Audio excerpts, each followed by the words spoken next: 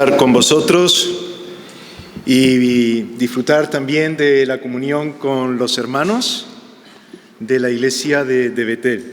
Estaba recordando cuando veníamos desde Pizarra para acá, nosotros vimos por ahí por la montaña, así que en el camino nos da tiempo de pensar mientras llegamos, el tiempo que hacía que habíamos estado con vosotros y ya pues había pasado bastante tiempo. Estaba hablando con los hermanos que yo creo que era de antes de la pandemia.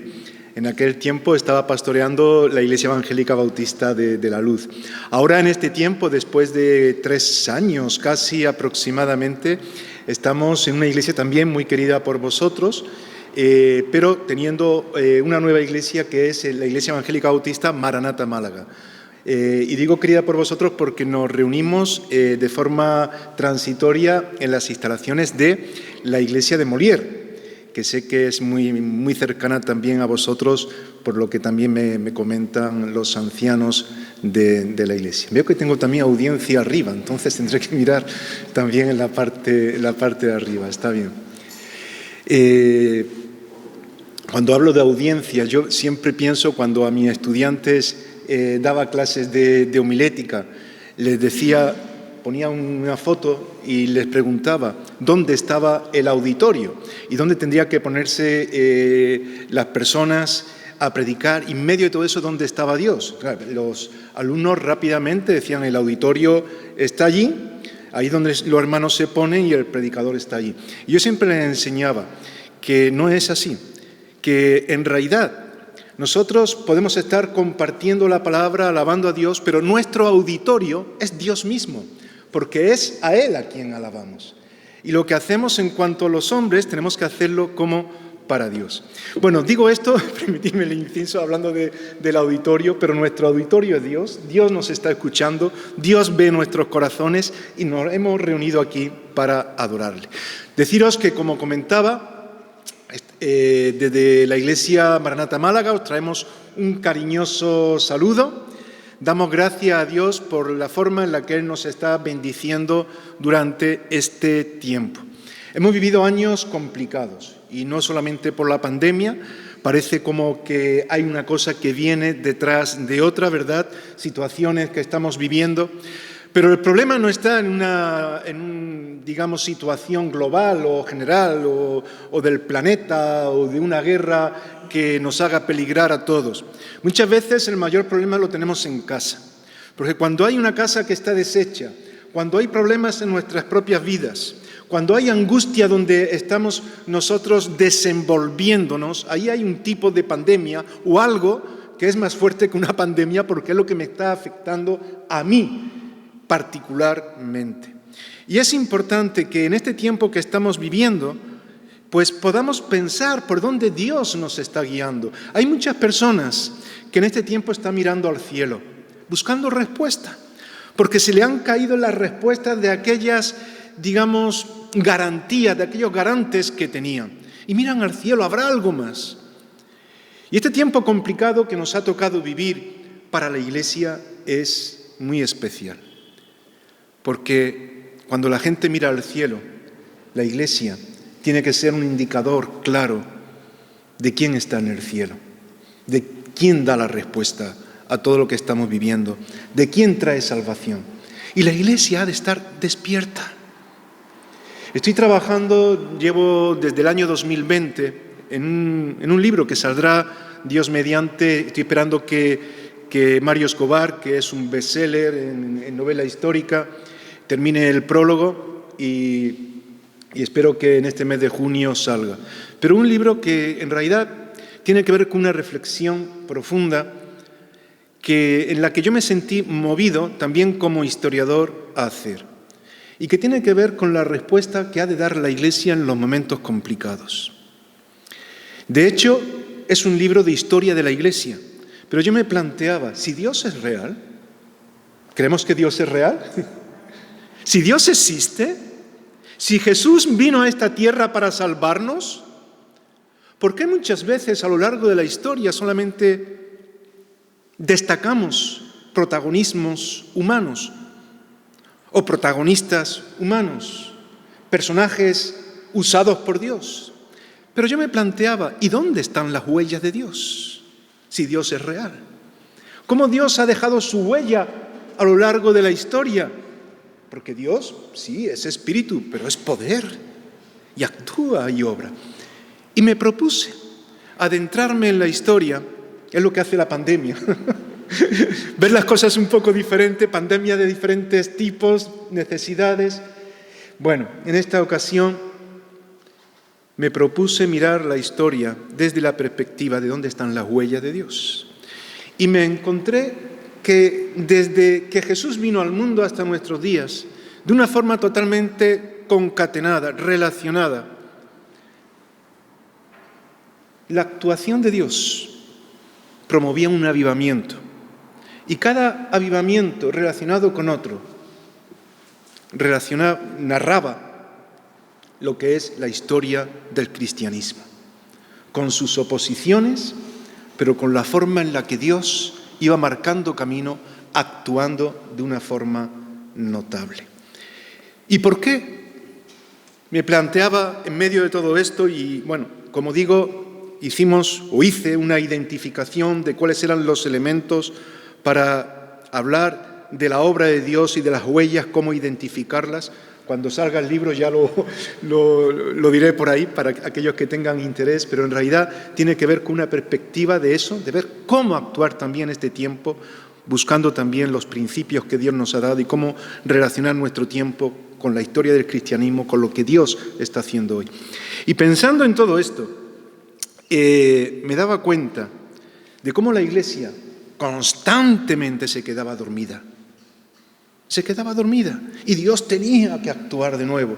Y surgía un avivamiento con todos los problemas que en medio de todo ello se daba. Y la Iglesia continuaba. Y así hasta nuestros días.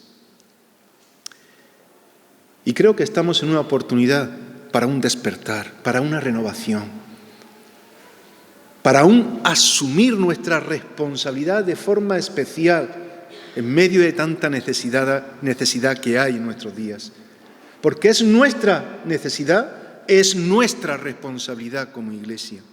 Y Dios nos llama a cada uno de nosotros a un despertar, a una renovación, a un hacer las cosas como Dios quiere en el tiempo en el que la necesidad tiene unas características concretas.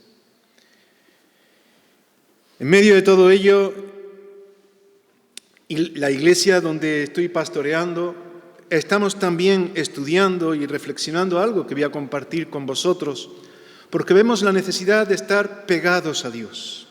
Estar pegado a Dios significa estar consagrados a Dios. Hay mucha gente que está consagrada a su trabajo. Hay mucha gente que está consagrada incluso a una religión. Hay mucha gente que está consagrada a ciertas cosas. Hay gente que está consagrada a su familia.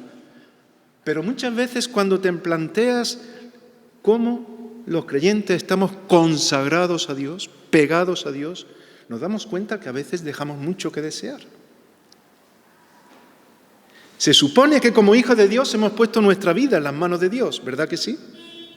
Si somos hijos de Dios, le hemos dado nuestra vida a Dios. Pero a veces nos planteamos, o me planteo yo, o por lo menos a lo largo del ministerio pastoral, durante tantos años, porque ya no soy tan joven, me he encontrado con situaciones constantes en las que incluso a veces yo mismo también me he tenido que confrontar delante del Señor, porque nuestra vida la hemos entregado a Dios, pero luego le preguntas a alguien, oye, ¿tú puedes hacer esto? No, yo no tengo tiempo. ¿Puedes ayudar en esto para este proyecto determinado, siendo responsable en tus diezmos? Es que yo no tengo mucho dinero. ¿Puedes poner los dones que Dios te ha dado a su servicio? Es que yo no valgo. Que lo que le has entregado de tu vida al Señor. Porque si le quitas el tiempo, le quitas lo que tienes, le quitas las cualidades, ¿en qué queda la vida?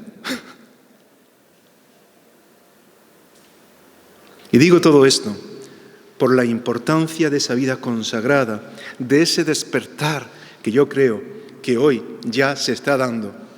Y vamos a avanzar un poco en esto, pero que tiene que ver incluso con lo que hemos estado expresando cuando cantábamos, cuando leíamos la Biblia, porque el Evangelio es el mismo. El problema son las decisiones que tomamos. Es tener puertas cerradas o puertas abiertas al Señor. Sabemos quién es el Señor, sabemos qué es lo que tenemos que hacer, pero nos toca decidir si abro o cierro. Estaba leyendo antes el hermano ese texto tan hermoso de abrir la puerta al Rey de Gloria. Y me recordaba otro texto en Apocalipsis. Sabréis cuál es, ¿verdad? He aquí, yo estoy a la puerta y llamo. Y el Señor nos está revelando a través del apóstol Juan una realidad de una iglesia. He aquí, yo estoy a la puerta y llamo. Si alguno oye mi voz y abre la puerta,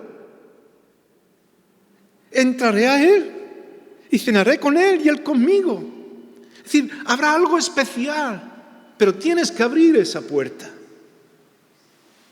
La cuestión que tenemos que plantearnos es que se trata de Dios, de lo que Él quiere y no de lo que nosotros queramos.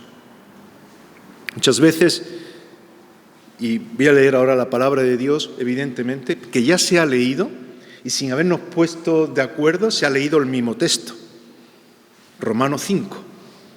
Yo no le he dicho nada a Alfonso, él ha leído Romanos 5, le estaba diciendo a mi mujer, mira, cómo el Señor guía todo, porque sí, podría haber llamado y decir, mira, el texto es este y tal. Entonces el texto ha quedado leído, lo voy a leer otra vez hasta el versículo 11 para destacar algunas cuestiones también, aunque ya no ha servido de introducción lo que nuestro hermano ha dicho. Pero sí que sería bueno que nos planteáramos eso.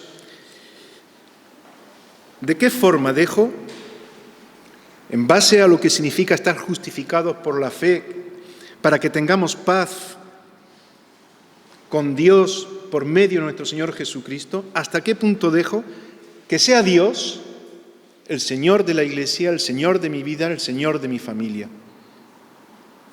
Es decir, ¿cómo me gustan a mí los cultos? ¿Cómo me gusta a mí alabar a Dios? ¿Cómo me gusta a mí escuchar una predicación? ¿Qué predicador me gusta más? ¿Qué proyecto me gusta más? Todo eso está fuera de la voluntad de Dios. Porque el planteamiento es ¿qué es lo que a Dios le agrada? Vuelvo al principio, nuestro auditorio es Dios, nuestra audiencia es Dios. Aquí no venimos a endulzar los oídos de las personas, sino a plantear que en Dios hay poder para ayudar a la gente y hay mucha necesidad. Y la iglesia no puede estar dormida. Hace unos días, el jueves, estábamos colaborando con la Asociación de la Lucha contra el Cáncer en la puerta de la iglesia. Pusimos una mesa y en un poquito tiempo nos encontramos con personas con tanta necesidad. Y eso que no era para predicar el Evangelio, que es para estar con la hucha simplemente para recoger donativos para la Asociación Española contra el Cáncer. Personas con problemas de salud mental. Chicos ahí en la calle fumándose un porro, todos al lado del lugar donde nos reunimos, de la iglesia. Personas que sin nosotros tomar la iniciativa especialmente para hablar de la palabra del Señor estaban buscando. Una hermana que decía, pastor, vamos a poner aquí folletos. Digo, es que no se puede, pero déjalo guardado por si acaso. Hay que sacar alguno. Y efectivamente la gente preguntaba, ¿habéis estado alguna vez en la iglesia? No, vivimos por aquí, pero nunca hemos estado. Y pues mira, lo que me estás comentando, el problema que tienes, el cáncer que has sufrido, tal persona, el Señor puede ayudar en todo. Es decir, la iglesia necesita dar una respuesta conforme a lo que Dios tiene. Y para eso tenemos que poner nuestras vidas delante de Dios. He aquí yo llamo a la puerta. Si no abrimos, vamos a seguir pues estando bajo nuestro propio criterio. Y es un criterio que si es nuestro y no es de Dios, de poco sirve. De ahí la necesidad de que haya despertar y avivamiento, y estamos en ese tiempo. Romanos 5, voy a ello. Justificados pues por la fe. Tenemos paz para con Dios por medio de nuestro Señor Jesucristo, por quien también, es por Él, tenemos entrada por la fe a esta gracia en la cual estamos firmes y nos gloriamos. Y yo quiero hablar hoy de la gloria. Y nos gloriamos. ¿En qué? En la esperanza, y vuelvo a repetir, este es un texto que aunque se conoce mucho por la justificación y que incluso Martín Lutero también lo destacaría como algo muy especial en su tiempo, es un texto que habla mucho de la gloria de Dios. Entrada por la fe a esta gracia en la cual estamos firmes y nos gloriamos en la esperanza de la gloria de Dios. Y no solo esto, sino que también nos gloriamos. ¿En qué? En las tribulaciones. Pero la gloria de Dios no significa estar súper bien, contentos siempre. Nos gloriamos en las tribulaciones. Quizás en aquello que la palabra de Dios llama sacrificio de alabanza, sabiendo que la tribulación produce paciencia, y la paciencia prueba, y la prueba esperanza, y la esperanza no avergüenza, porque el amor de Dios ha sido derramado en nuestros corazones por el Espíritu Santo que nos fue dado. Porque Cristo, cuando aún éramos débiles, a su tiempo murió por los impíos. Ciertamente apenas morirá alguno por un justo. Con todo, pudiera ser que alguno osara morir por el bueno.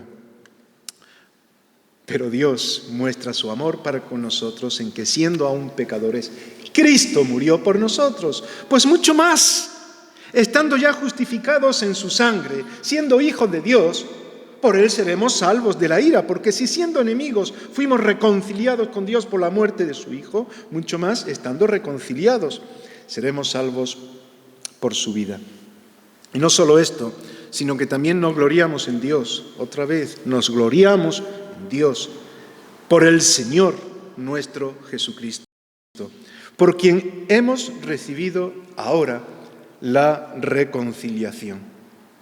Y como comento, estamos compartiendo en la iglesia, estamos experimentando y viviendo todo lo que significa este mensaje de consagración. Y esta tarde estaremos meditando también allí sobre la reconciliación, que este texto también nos destaca.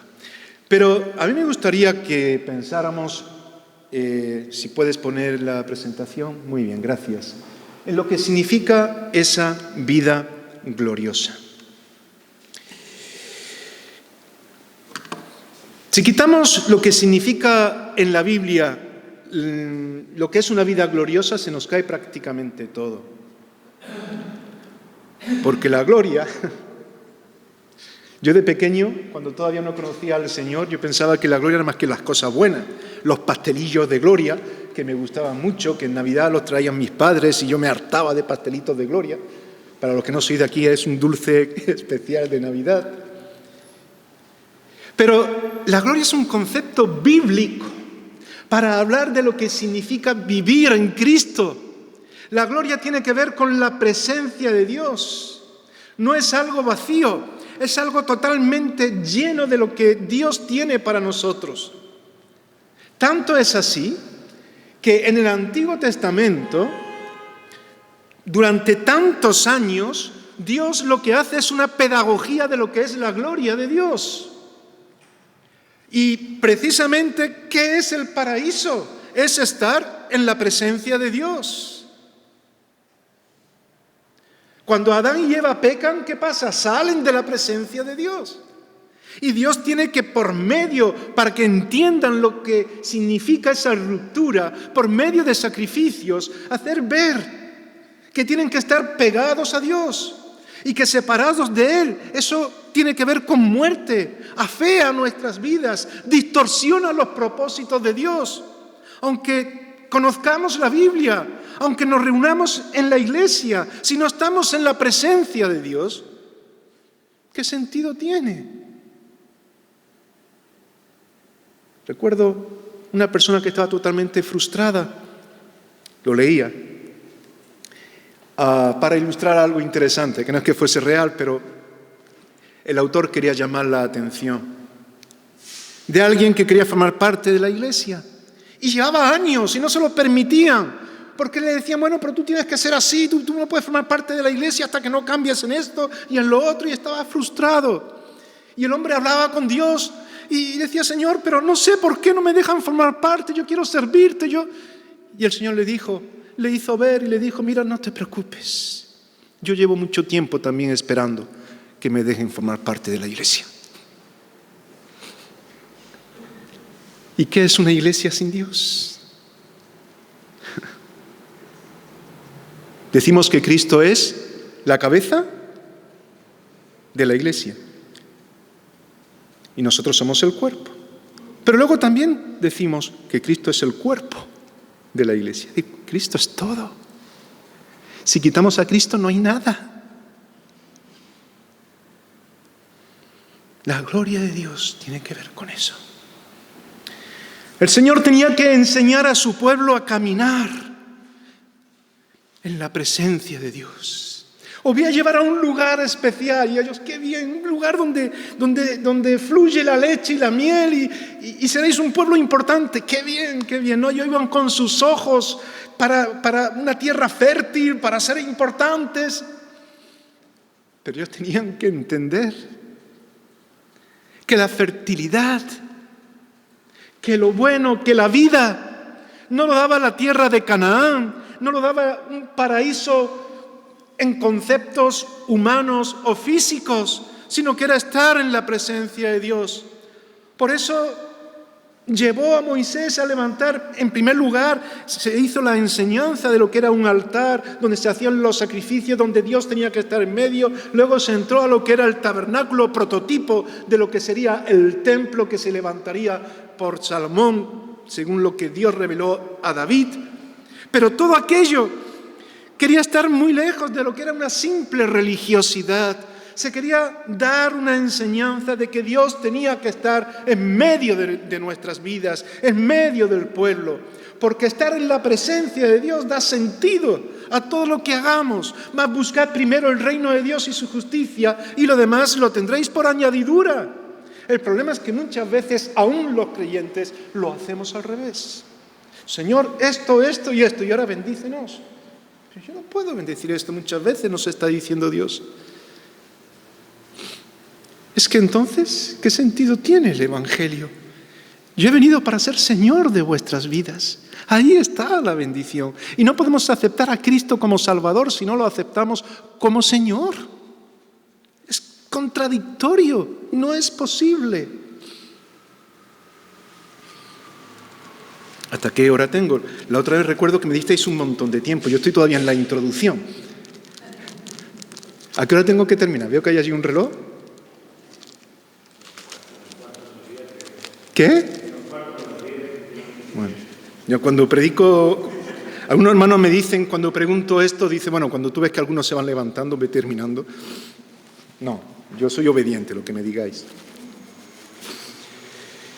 Pues mirad, yo creo que cada uno de nosotros hemos pasado por situaciones así. Y Dios tiene que llamarnos la atención. No somos perfectos. Pero el problema es cuando nos quedamos aletargados en la imperfección y no nos queremos mover, en nuestras tradiciones, en nuestra forma de entender las cosas. A veces luchamos incluso con confesiones de fe, eso ha pasado a lo largo de la historia, por un artículo pequeñito que está ahí, se pelean y tal. Y yo muchas veces me planteo que entiendo que, es decir, yo formo parte de una iglesia determinada y no de otra porque entiendo que es la línea más adecuada, pero respeto a mis hermanos. Pero lo que no entiendo es que haya personas que se peleen, que no se amen, y que se peleen por un artículo de una cuestión y que odien y que rechacen, porque cuando tú quitas el amor de cualquier confesión de fe, se cae toda la confesión de fe. Porque nuestra confesión, cuando decimos que queremos en Cristo, lo primero es eso. ¿Cuál es el mayor mandamiento? ¿Cuál es? Amar a Dios con toda nuestra mente, con toda nuestra alma, con todas nuestras fuerzas y a tu prójimo como a ti mismo. Aquí se encierra todo.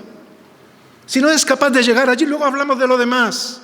Pero en un espíritu de amor y de respeto a Dios y a nuestro prójimo. Aunque no estemos de acuerdo con algunas personas tenemos que estar de acuerdo con Dios y respetar. Pues el Señor hizo ver lo importante que era estar en el centro de sus vidas, hasta tal punto que se dieron cuenta de lo que significaba la presencia de Dios. Y ya cuando iban incluso a librar una batalla, llevaban el arca. Y si el arca no iba con ellos, ellos no salían. Si Dios no viene con nosotros, no vamos. Y de hecho, cuando salieron sin que Dios estuviese con ellos, tuvieron muchos problemas. ¿Recordáis lo que le pasó a Elí, al sacerdote Elí? Cuando sus hijos salieron a batallar y salieron con el arca y perdieron el arca, Elí estaba sentado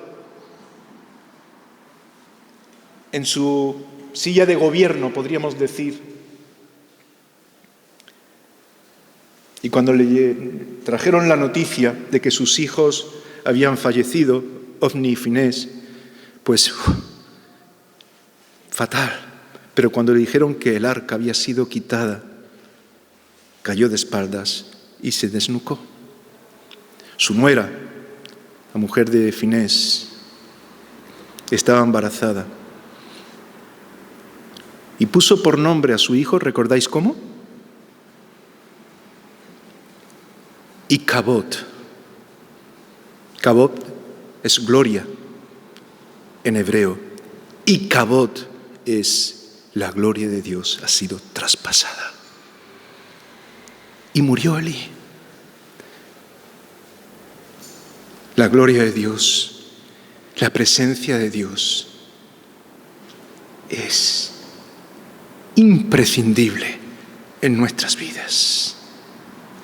En griego lo conocemos como doxa, utilizamos términos como doxología para hablar incluso de algunos pasajes bíblicos, algunas oraciones, alguna alabanza, pero no es ni la liturgia ni las cuestiones mecánicas, es la presencia de Dios.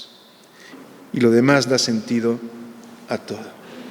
Pero ¿cuál es la gloria para este mundo? ¿Cuál es la gloria para este mundo? Hemos hablado, me descuidé y no lo pasé. La gloria de este mundo es algo diferente.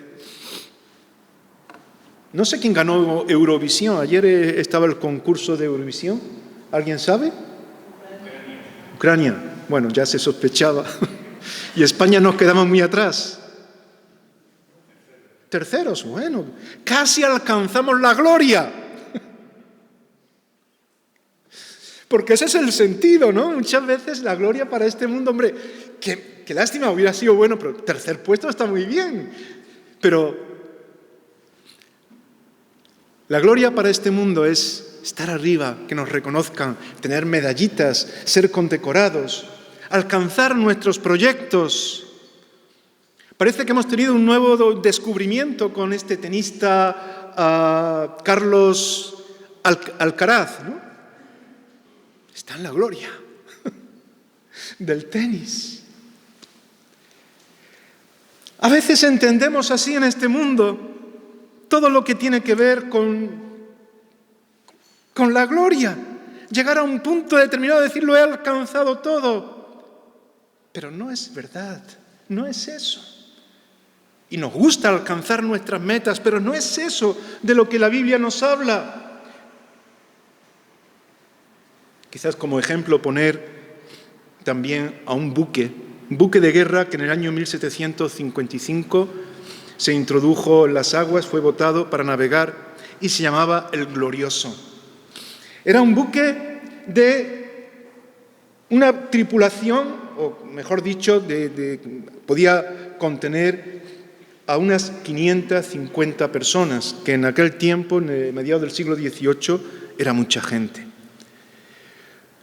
Con una capacidad de armamento bastante fuerte, con 68 cañones.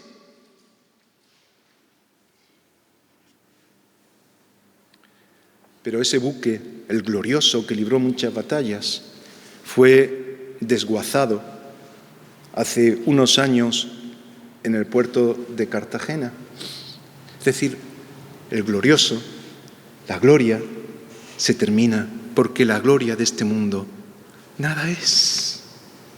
Aunque podamos alcanzar todo aquello que quisiéramos, la gloria de este mundo, cuando se basa en nuestro esfuerzo nada más, nada es. Termina como ese buque en el desguace.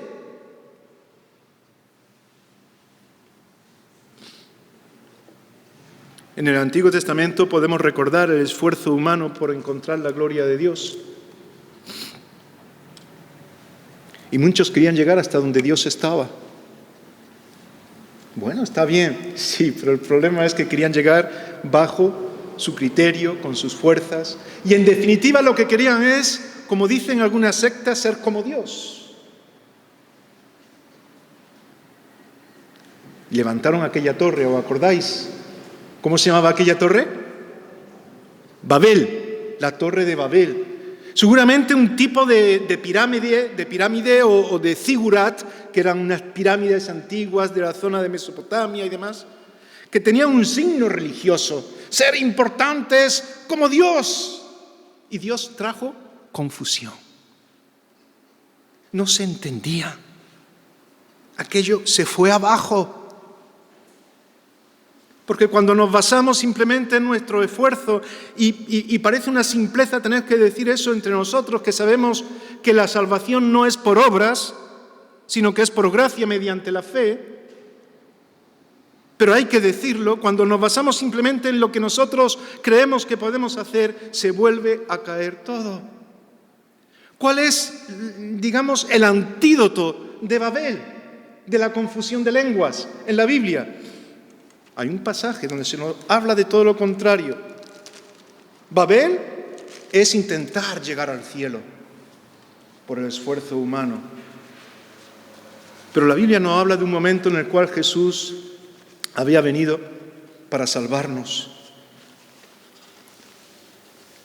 Murió en la cruz, resucitó y dijo: esperad la promesa del Espíritu Santo, porque no os voy a dejar solos. No os podéis quedar solos. Cosas mayores podréis hacer incluso, pero esperad la promesa, ahí en el aposento alto, orando, en la presencia de Dios. Y vino el Espíritu Santo. Y ocurrió aquel acontecimiento tan conocido como fue, ¿os acordáis? ¿Cuál fue?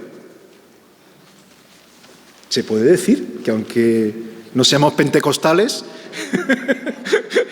el nombre es bíblico y es un acontecimiento importante que está en la Biblia. Bueno, yo no sé si aquí hay algún pentecostal. Yo tengo muchos amigos pentecostales y los quiero mucho, no tiene nada que ver.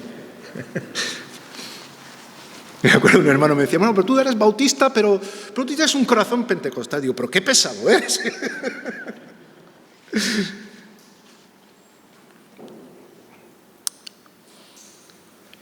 Pentecostés es el antídoto. O lo contrario a lo que se quería hacer. ¿Por qué? Porque Pentecostés es el inicio de la Iglesia. ¿Y cómo surge la Iglesia? No es el esfuerzo humano llegando a Dios, intentando llegar a Dios, es Dios descendiendo al hombre. Es el Espíritu Santo viniendo a nuestras vidas y diciendo: estoy con vosotros para algo. Y como nosotros hemos decidido estar en Cristo y que Él sea nuestro Señor, buscamos estar en su plenitud para andar conforme a lo que Él quiere. Aquel día todos escuchaban hablar en su propia lengua, todos entendían. Era lo contrario a Babel. La confusión se entendió como comunión y como unidad. Podían mirarse aún siendo extranjeros, porque unos venían de un sitio, otros venían de otro sitio. Incluso estaban ahí los que hoy están en toda la zona de lo que son los países árabes. Ahí estaban todos, estaba representado prácticamente todo el mundo. Y vino el Espíritu Santo. Y Pedro proclamó el Evangelio. Y se formó la iglesia del Señor en la presencia del Señor y por lo que el Señor dio a sus hijos. Y miles de personas se convirtieron y integraron la iglesia y empezaron a hacer las cosas como Dios quería. Y eso repercutió de una forma poderosa para que el Evangelio llegase hasta lo último de la tierra y todavía estamos en ello. Pero también hubo oposición y la Iglesia fue perseguida. Porque el ser cristiano en este mundo no es fácil. Por eso el Señor nos dice aquí que yo estoy con vosotros todos los días hasta el fin del mundo. No os voy a dejar solos. Por eso hemos recibido al Espíritu Santo cuando hemos aceptado a Cristo en nuestras vidas.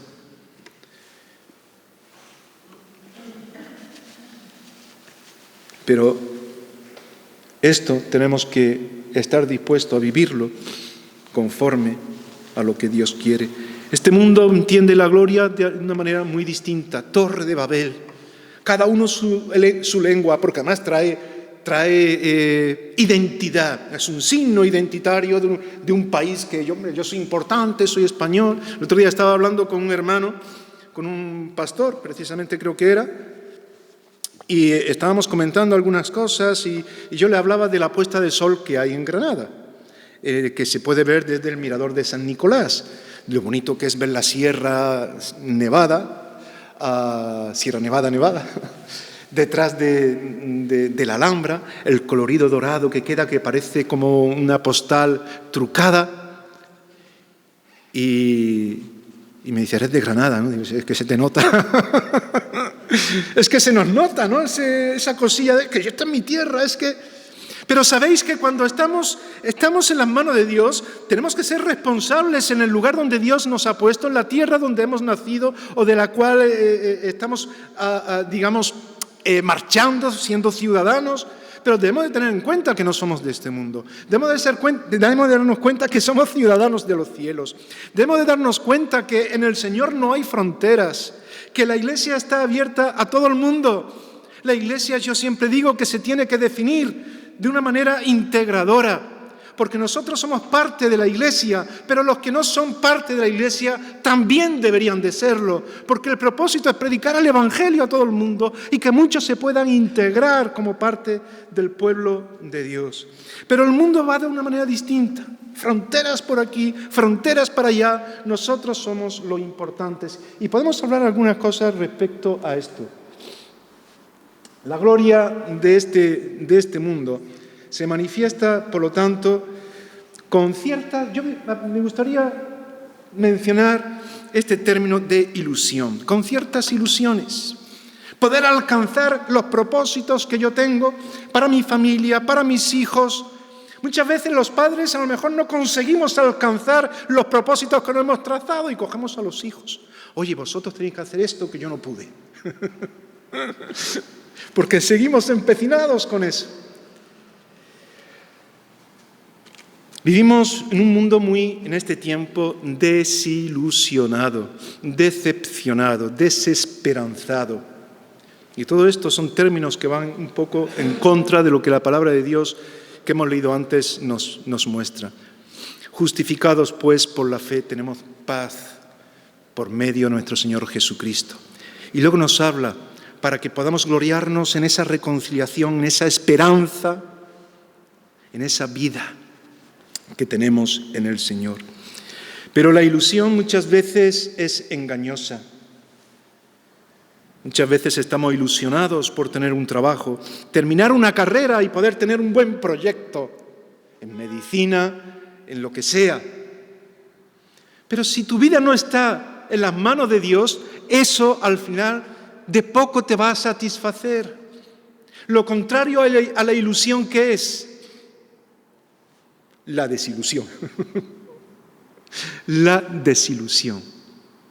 ¿Cuántos jóvenes no terminan sus estudios, sus proyectos y al final... Bueno, en Maranata Málaga tenemos ingenieros que tienen que estar trabajando pues lo que pueden, en donde pueden, porque no pueden desarrollar aquello en lo que han estado formándose toda su vida. Tenemos otras personas que son médicos y que están en otro tipo de trabajo. Tenemos estudiantes que terminan en España. Yo tengo un sobrino que está ahora mismo en Suecia, porque aquí en España no puede desarrollar, que también es ingeniero, la docencia como profesor que es. de la forma que Él quisiera. Desilusión. Yo creo que es importante que sepamos ilusionarnos por las cosas, pero siempre dejando que Dios vaya adelante, no como este mundo. ¿Sabéis cuál es una palabra parecida a ilusión? Entusiasmo. Si buscáis la palabra entusiasmo, y ahora no digo la Biblia, sino en cualquier diccionario, os va a dar una acepción, un significado, que viene a decir algo así como ánimo del alma por inspiración divina. Fijaros cómo se define la palabra entusiasmo.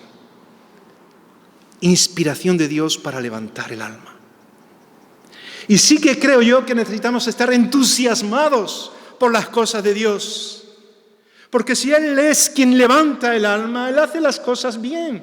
Y aunque tengamos problemas y dificultades, el hecho de saber que el tabernáculo, que el templo, que Cristo, que el Espíritu de Dios está en medio de nosotros, es garantía suficiente para saber que Él tiene el control. Y que a pesar de las dificultades, de las oposiciones y de todo lo que pueda surgir en este mundo, en Él hay victoria. Y en Él nos sentimos realizados. Y los estudios, los trabajos y todo lo demás tiene un sentido porque está engranado en lo que es la voluntad de Dios. Entusiasmo. El antónimo de ilusión podemos decir que es desilusión, pero el de entusiasmo, ¿desentusiasmo existe? Es que Dios lo que hace es para siempre. Pero muchas veces queremos vivir ilusionados por muchas cosas y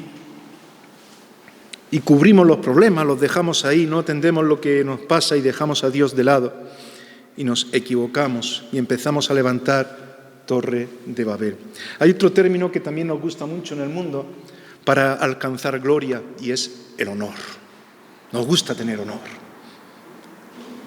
Nos gusta ser importantes, lo destacábamos antes. Nos gusta ser, señalados como alguien, mira, este sí que vale. ¿No? Y cuando se está hablando de, no sé, si estamos en una reunión y se está diciendo, mira, hay una persona que qué bien lo ha hecho, eso seré yo, ¿no? Nos gusta destacar. En la iglesia a veces debemos de tener cuidado, porque el mundo es muy dado a esto. Lo mismo que se le da honor a la persona, se le desprestigia rápidamente. Se le sube y se le deja caer. ¿Cuántas personas hechas polvo tenemos alrededor de nosotros? Y aquellos que incluso llegan a la fama, antes citaba a un deportista, podríamos citar a artistas, vemos cómo caen de forma estrepitosa, dañándose y dañando a todos los que están a su alrededor. Vivimos en un país que formó parte de un imperio, con diferentes emperadores, como Carlos I o Carlos V de Alemania. Y éramos un imperio, yo ya estoy muchos años después, pero teníamos tantas tierras en todas partes, ¿verdad? En Latinoamérica, el idioma que se suele hablar en la mayor parte de Latinoamérica, ¿cuál es? Español. Porque durante años, descubriendo América, ahí entró Inglaterra, Francia, Portugal, España, era poderosa, un gran imperio. ¿Pero qué queda de ese imperio? ¿Os acordáis del dicho cuando uno pierde algo? Que se dice, más se perdió. ¿En qué? En la guerra de Cuba. Más se perdió en la guerra de Cuba. En realidad era lo último que quedaba, no sé si era junto a Puerto Rico, y por unas pesetas más se llegó a un acuerdo y se vendió. Y toda la gloria que había, ¿dónde está? Es que la gloria del mundo nada es. Puedes tener el banco lleno de dinero, tener una gran casa, poder, optar por muchas cosas buenas, pero si Dios no forma parte de ese proyecto, no tienes nada, insisto. El honor se va abajo. A veces pensamos en busca de lo que piensa este mundo, en ser importantes. Mi iglesia es la importante, aquí sí que somos buenos. O en tal sitio, ahí sí que se hacen las cosas bien porque estoy yo. Pero muchas veces, incluso hablando de nuestro propio país, y a mí eso me molesta, la verdad, sobre todo cuando el Señor nos llama a recibir a tantas personas de diferentes lugares y de diferentes países, a veces tenemos una actitud chauvinista. No sé si recordáis el término. Es decir, que entendemos que lo más importante es darle valor al sitio de donde yo procedo, como decía antes, ¿no? Yo soy de Granada, ahí todo es precioso, y no estos que vienen de fuera. Yo me acuerdo una vez que íbamos a evangelizar, iba con un hermano misionero que me acompañaba, entonces estaba en Cartagena, no en Cartagena de India, sino de aquí de Murcia, y íbamos por el barrio donde está la iglesia, y llegamos, bueno, ahora ya no tanto, pero era un lugar muy militarizado. Muchos militares, muy conocido por eso. De hecho, ahí llegaban muchos hermanos de otra iglesia a hacer el servicio militar y todo eso lo recibíamos en la iglesia. Bueno, la cuestión es que iba con un hermano visitando a las personas del barrio y era de Estados Unidos, hablaba un poco con el acento muy estadounidense.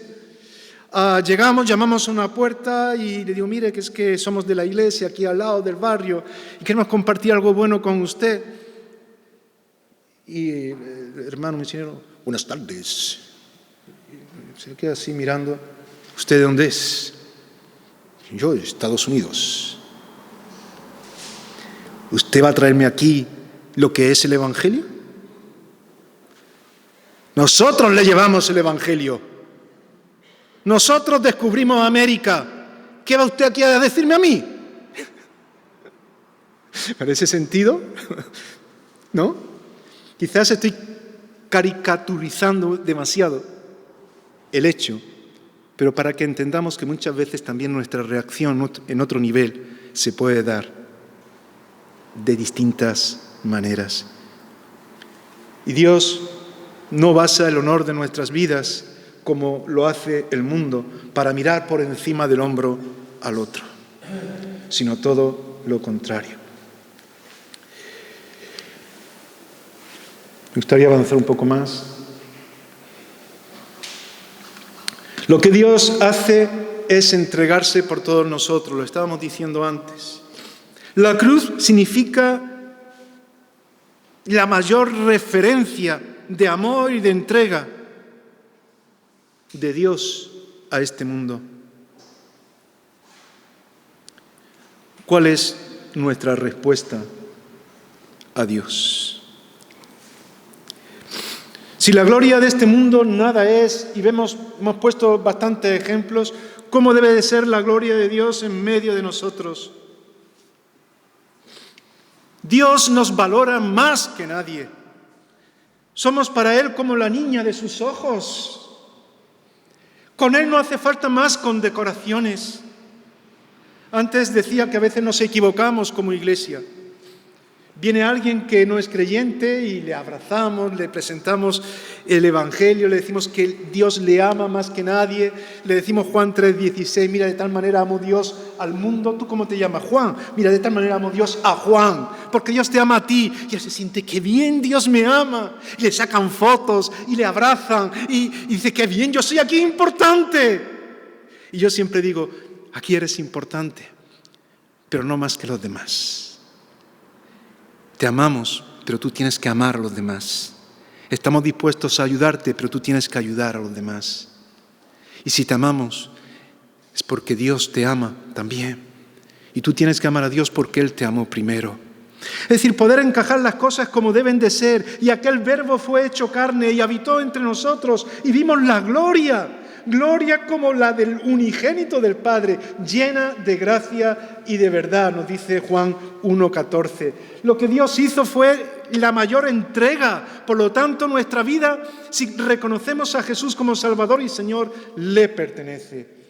Y cuando Él es nuestra vida, Él es la luz. Una luz que permanece encendida siempre. Es lo que hemos leído en el versículo 1 y 2. Porque es luz propia. Y Dios muestra su amor así, en que siendo aún pecadores, lo resaltaba antes Alfonso, no por nuestros méritos, no porque era el mejor momento, porque éramos en ese tiempo o era en aquel tiempo mucho mejor. No, aún en la condición de pecadores, Dios muestra su amor por su misericordia, que viene a dar su vida por nosotros. Una entrega, una verdad, una luz propia, que cuando estamos dispuestos a confiar en Dios de manera que nuestras vidas estén en sus manos, entonces empezamos a experimentar lo que es la presencia de Dios.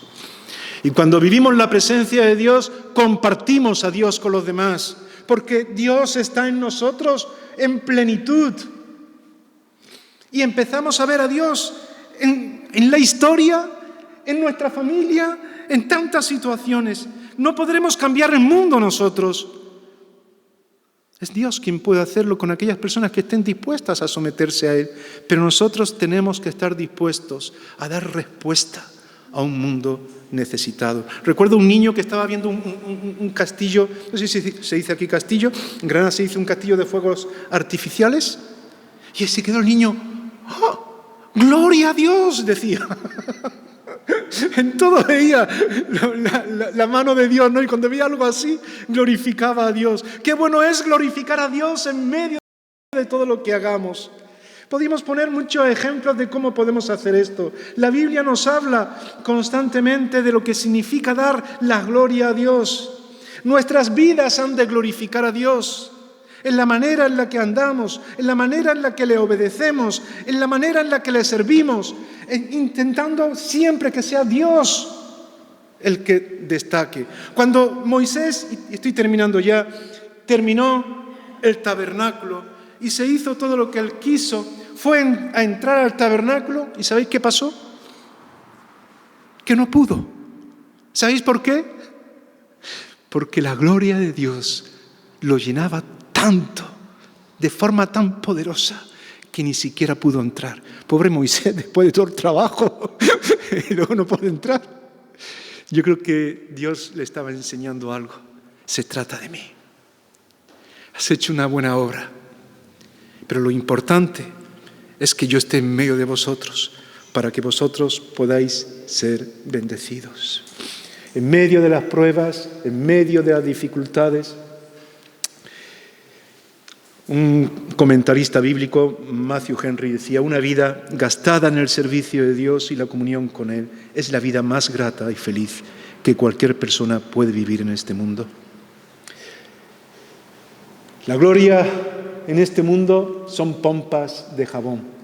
Y el mundo pasa y sus deseos, pero el que hace la voluntad de Dios permanece para siempre. Me gustaría que pudiéramos orar. Padre, te damos gracias por este tiempo.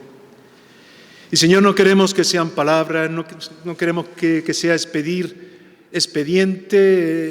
un paso más en lo que es nuestra forma de hacer las cosas, un domingo, un estar en el culto, un marcharme y volver a lo mismo.